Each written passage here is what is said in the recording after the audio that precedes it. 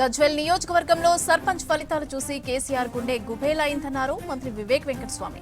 కేసీఆర్ సొంత నియోజకవర్గంలో 90కి పైగా సర్పంచ్ స్థానాలను కాంగ్రెస్ బలపరిచిన అభ్యర్థులు గెలిచారని అన్నారు. ఎమ్మెల్యేగా గెలిపించిన గజ్వేల్ ను ప్రజలను పట్టించుకోని కేసీఆర్ తోలు తీస్తానంటున్నాడని ఎద్దేవా చేశారు. ఇక సిద్దిపేట జిల్లా గజ్వేల్ నియోజకవర్గంలో కాంగ్రెస్ పార్టీ తరపున గెలిచిన సర్పంచ్లను మంత్రి పొన్నం ప్రభాకర్ తో కలిసి సన్మానించారు వివేక్. ఇక బీఆర్ఎస్ పార్టీ టైర్ పంచరై మెల్లగా పోతోందని అన్నారు మంత్రి వివేక్. సంక్షేమ పథకాల వల్లే స్థానిక ఎన్నికల్లో కూడా గెలిచామని అన్నారు మంత్రి పొన్నం ప్రభాకర్. ఎంపీటీసీ, జెడ్పీటీసీ ఎలక్షన్ల వరకు జైత్రయాత్ర కొనసాగాలన్నారు. మీరందరూ మనం ఎలక్షన్ టైం మనం ఒక మీటింగ్ ఇక్కడనే పెట్టుకోవడం జరిగింది. ఆ మీటింగ్లో ఎవరైతే అభ్యర్థులు ఉండరో వాళ్ళందరూ జోష్ చూసిన తర్వాత, ఎందుకంటే అందరూ బయట ఏమనుకుంటున్నారంటే సిద్దిపేట డిస్ట్రిక్ట్లో ఈ 3 నియోజకవర్గాలలో టీఆర్ఎస్ అభ్యర్థులు ఎమ్మెల్యేగా గెలిచినారు, కాంగ్రెస్ పార్టీ ఈ ఎలక్షన్లో ఎట్లా చేస్తుందో ఏమో అని చెప్పి చాలా మందికి అపోహలు ఉండే. మీ అందరికి తెలుసు అసెంబ్లీ ఎలక్షన్లో ఎన్ని ఓట్లు వచ్చినాయి, మరి పార్లమెంట్ ఎలక్షన్లో డబుల్ ద ఓట్స్ వచ్చినాయి, ఇప్పుడు మళ్ళీ ఈ సర్పంచ్ ఎలక్షన్లో మళ్ళా డబుల్ ద ఓట్స్ వచ్చినాయి. అంటే ఒక్కొక్క మెట్టు కాంగ్రెస్ పార్టీ బలంగా ముందుకు పోతుంది. మీరందరూ కూడా ఒక విషయం గమనించాలి. మీరేదైతే ఇంత పెద్ద ఎత్తున 90 పై స్థానాలు సర్పంచ్ ఎలక్షన్లలో గెలిచిందంటే కేసీఆర్కి బుగులు మొదలైంది.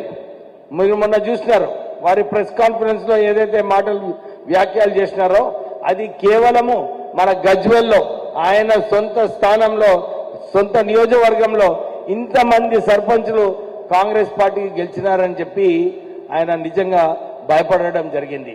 అందుగురించి పిచ్చి పిచ్చి వ్యాఖ్యలు చేసినాడు, తోలు తీస్తా ఇది తీస్తా అని. అరే ఇక్కడ మీరు ఎమ్మెల్యే గెలిచినారు, ఇక్కడ ఈ నియోజకవర్గానికి రావాలి, ఇక్కడ ఇంతమంది ఇన్ని విషయాలు చెప్పడం జరిగింది. వీళ్ళ గురించి పట్టించుకోలేదు, కానీ 2 సంవత్సరాలు మంచిగా ఫామ్ హౌస్లో కూర్చొని మరి ఇప్పుడు వచ్చి కాంగ్రెస్ పార్టీ పైన విమర్శలు చేస్తున్నారు. మీరందరూ చూసినారు జూబ్లీ హిల్స్ ఎలక్షన్లో కూడా నేను పొన్నం ప్రభాకర్ గారు మేమిద్దరం అక్కడ ఇన్ఛార్జ్ ఉంటుంది.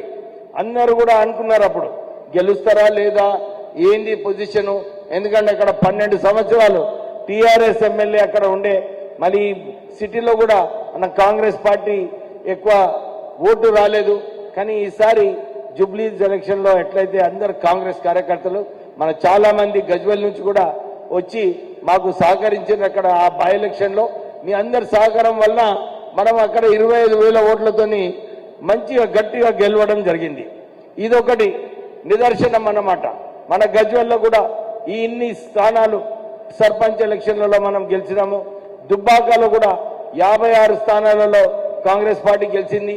సిద్దిపేటలో ఎక్కువ స్థానాలు గెలవలేదు, కానీ ఇంతకుముందు మనకు అన్ని చోట్ల కాంగ్రెస్ క్యాండిడేట్స్ దొరకాలంటే కష్టం ఉండేది. కానీ ఈసారి అన్ని స్థానాలలో మనము సర్పంచ్ క్యాండిడేట్స్ పెట్టగలుగుతున్నాం. అంటే రేవంత్ రెడ్డి గారి ఆధ్వర్యంలో మనము కాంగ్రెస్ పార్టీని బలపరచాలి, కాంగ్రెస్ పార్టీని ముందుకు తీసుకెళ్ళాలి. ఈ టీఆర్ఎస్ ఏదైతే ఇంతకుముందు అసెంబ్లీ 10 సంవత్సరాల క్రితం అంటే 2016 ఎలక్షన్ లో వారికి 47% ఓటింగ్ పర్సెంటేజ్ వచ్చింది. తర్వాత అసెంబ్లీలో 37కి దిగింది, పార్లమెంట్ ఎలక్షన్ లో 17%కి వచ్చింది. అంటే టీఆర్ఎస్ పార్టీ ఏదైతే ఉందో గల్లెంతు టైర్ పంక్చర్ అయ్యి మెల్లగా పోతా ఉంది.